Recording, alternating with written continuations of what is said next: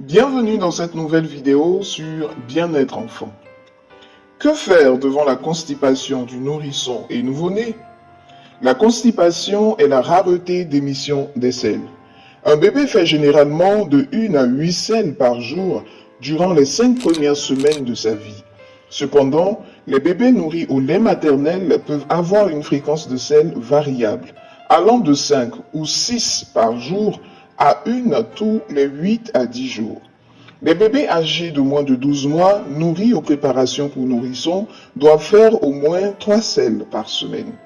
La constipation n'est pas une maladie, mais une évacuation des selles moins fréquentes ou difficiles. Les crises de constipation sont relativement fréquentes chez les enfants.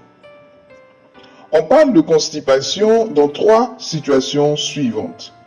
La fréquence des selles a diminué à 2 fois par semaine ou moins. Les selles sont petites et dures. Les selles sont volumineuses et douloureuses et pour éviter de se faire mal, l'enfant se retient, ce qui aggrave la situation. La constipation peut causer des douleurs abdominales, des fissures anales, des saignements et de la sensibilité au moment de l'évacuation des selles. Et parfois, la formation d'un bouchon. Des selles dures dans le rectum. Les enfants de tout âge peuvent être touchés, mais les bébés de moins de 2 ans le sont rarement.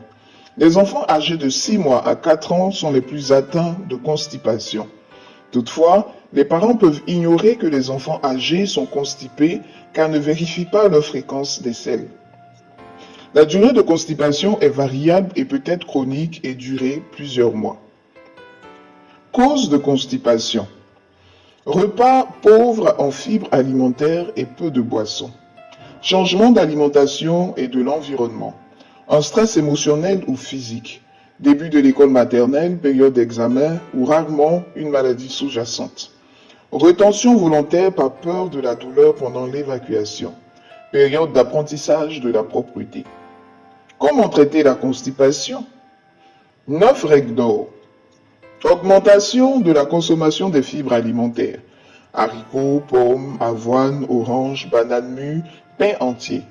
Augmenter la consommation d'eau. La quantité dépend de l'âge. Limiter la consommation de certains aliments, des protéines animales. Adoucisseurs de sel, autrement dit des laxatifs. Pour cela, voir le médecin pédiatre.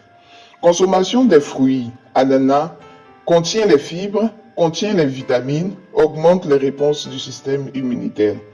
Les aliments probiotiques, aliments fermentés, sont des aliments contenant des micro-organismes vivants supplémentaires.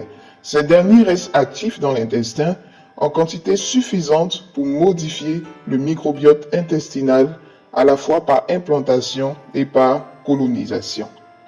Les heures de repas réguliers. Favoriser l'activité physique, créer une routine de toilette.